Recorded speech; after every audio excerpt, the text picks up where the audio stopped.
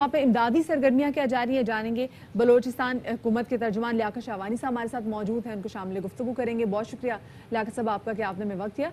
लियाकत साहब ये बताइएगा कि बलोचिस्तान में बारिशों ने जो तबाही मचाई है, इसके बाद वहाँ पर इमदादी कार्रवाइयों की क्या सूरत हाल है और कितने अजला ऐसे हैं जो कि डूब चुके हैं? जी 15 अजला जो है बलूचिस्तान के बारिशों से मुतासिर हुए हैं और पहले ही फोरकास्ट भी थी और वज़ीर आला बलूचिस्तान जाम कमाल साहब ने पहले ही टीमें जो है तश्कील दे दिए थे। हमारे जो PDMA के डिपार्टमेंट है, डिस्ट्रिक्ट एडमिनिस्ट्रेशन है, उनको डायरेक्शन जारी कर दिए गए थे। हमारी अपनी तौर पे तैयारियां किसी हद तक मुकम्मल थी और यही वजह है कि इतनी हैवी रेनफॉल के बाद कि कुछ अजला में 278 मिलीमीटर तक की बारिशें हुई। उसके बावजूद भी जो सूरत हाल है उसको हमने फौरी तौर पे काबू किया, कंट्रोल किया। लेकिन चूंकि बलूचिस्तान जो है जियोग्राफिकली आधा पाकिस्तान है, दूर दराज के एरियाज़ हैं, नॉर्मल हालत में भी एक्सेस जो है वहाँ पर इतना आसान नहीं होता, कुजा ये कि फिर हैवी रेनफॉल हो। तो उस सूरत हाल के बावजूद भी अल्हम्दुलिल्लाह हमने बड़ी कोशिश की कि किसी बड़े नुकसान से बलूचिस्तान को बचाया जा सके। ख़ुसूसन हमारा फोकस ये रहा कि ह्यूमन कोई लॉस ना हो, इंसानी ज़िंदगी जो है वो सबसे ज़्यादा कीमती है।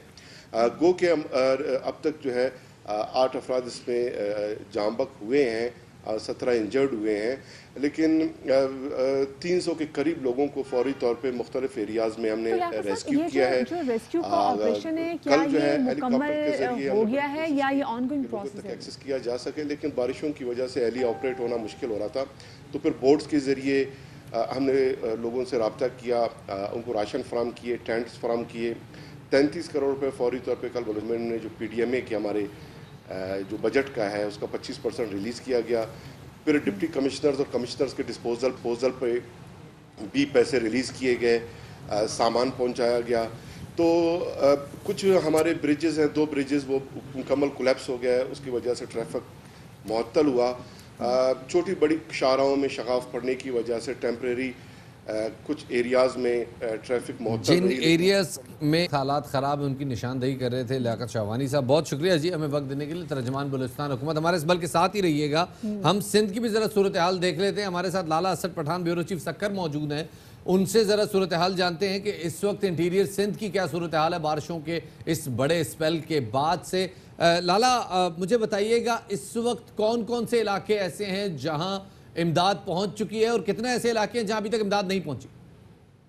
देखिए शफकात, सबसे ज्यादा जो सिंध में अफेक्ट किया है बरसात ने वो किया है डिस्ट्रिक्ट दादू को, और दादू से मुंसलिक जो पहाड़ी सिलसिला है जो बलूचिस्तान से मुंसलिक होता है, और वहाँ से ही जो गाज नदी है उसमें बहुत बड़ी तगयानी आई, उसी ने ही ज्यादा डैमेज किया है। और वो पूरे के पूरे इलाके में जो गांव देहात छोटे मोटे जो इलाके थे उनको वहाँ पर वो सैलाबी पानी बहा के अपने साथ ले गया है और बहुत ज्यादा नुकसान किया है। और इसलिए ज्यादा फोकस करने की फेडरल गवर्नमेंट को और सूबाई गवर्नमेंट को जो ज्यादा फोकस करना है सैलाब के हवाले से वो डिस्ट्रिक्ट दादू में ज्यादा करना है, क्योंकि डिस्ट्रिक्ट दादू ज्यादा मुतासर हुआ है। बाकी मजबूरी अगर सिंध की बात की जाए तो मजबूरी सिंध में जो बरसातों ने जो पोजीशन वहाँ पर अख्तियार की है तो उसमें कई इलाकों में पानी खड़ा हुआ है, कई इलाकों में पानी नहीं खड़ा हुआ है। कहीं पर अच्छी मैनेजमेंट की गई तो शहरों से पानी निकाल लिया गया है, बाकी इलाकों में कहीं न कहीं पानी खड़ा नजर आता है, मगर वो आहिस्ता आहिस्ता निकल जाएगा वहाँ से। मगर जो सबसे ज्यादा जो मुतासर हुआ है, जो एक बहुत बड़ी सैलाबी सूरत हाल इख्तियार हुई है, वो सिर्फ डिस्ट्रिक्ट दादू में हुई है। और जो ही साल का है वो ज्यादा दादू ने सबसे ज्यादा नुकसान उठाया। अच्छा लाला ये बताइएगा, जैसे अभी लियाकत शाहवानी साहब हमारे साथ मौजूद हैं, वो बता रहे थे कि बलूचिस्तान में तो 8 अफराद जो हैं वो जामबक हो चुके हैं सैलाबी रैली की वजह से। सिंध की क्या सूरत हाल है, इंटीरियर सिंध की क्या सूरत हाल है इस हवाले से? देखिए 3 से 4 लोगों के जो है वो इत्तला आई है कि वहाँ पर जो जिनमें बच्चे और खवातीन हैं वो जाँ बहक हुई हैं। इससे ज्यादा की फिगर अभी तक सरकारी तौर पर मौसूल नहीं हुई है, सरकारी तौर पर यही कंफर्म किया गया है। मगर उसके अलावा जो माली नुकसान है वो बहुत ज्यादा हुआ है, यानी घर बहुत ज्यादा डैमेज हुए हैं, जानवर बहुत ज्यादा जो लोगों के देहातों में थे वो उसमें पानी में बह गए, सामान बह गया है, और चीजें बहुत ज्यादा जो उनके घरों में चीज थी वो बह गई, क्योंकि पानी जैसे आना शुरू हुआ तो वहां से लोगों ने तो नकल मकानी शुरू कर दी, या कुछ लोग दरख्तों पे चढ़ गए या ऊंचे मुकामात पे चले गए, मगर वो अपने माल को और सामान को और खास करके जानवरों को इनको वो बचा नहीं सके, जिसकी वजह से उनको माली तौर पर बहुत तो ज्यादा लाला अभी तक कोई एस्टिमेट हो पाया है कि कितना लाइव स्टॉक का नुकसान हुआ है?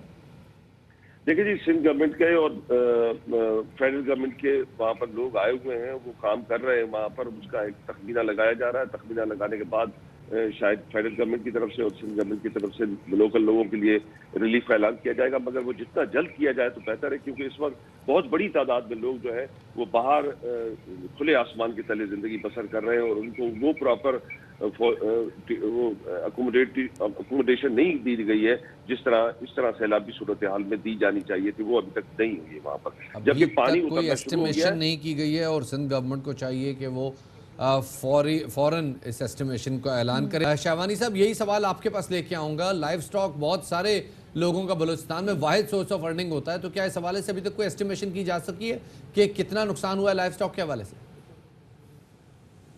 जी, नुकसान तो बहुत हुआ है। सैलाब की रौ में जो है बहुत सारा लाइव स्टॉक जो है वो बह गया है और कच्चे मकानात को नुकसान हुआ है।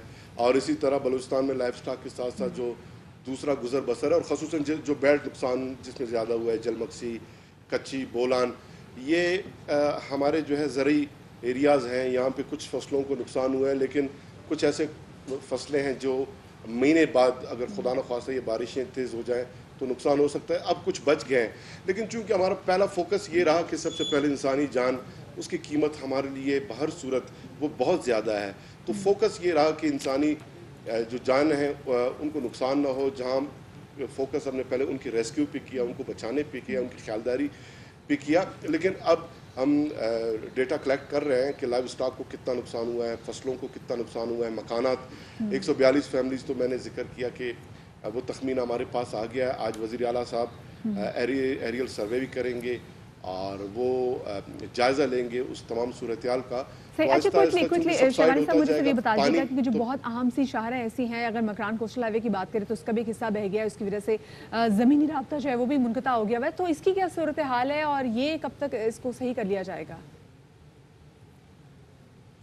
देखिए, कोस्टल हाईवे पे जो है परसों रात ही पदोक के मकाम पे ये पसनी से 43 किलोमीटर दूर एरिया है, वहाँ पर शगाफ पड़ गया था रोड में। फिर NHA और हमारे डिस्ट्रिक्ट एडमिनिस्ट्रेशन ने, पाक आर्मी का उसमें हमें ताउन रहा, वो हमने रेस्टोर कर लिया है। लेकिन पूरा कोस्टल हाईवे इसलिए नहीं खोला कि मुख्तलिफ एरियाज़ में अभी भी शगाफ है। इसके अलावा जो मेन बीबी नारी का ब्रिज है और पिंजरा पुल, ये N65 है जो कोयटा, सिब्बी और जैकबाबाद को कनेक्ट करता है।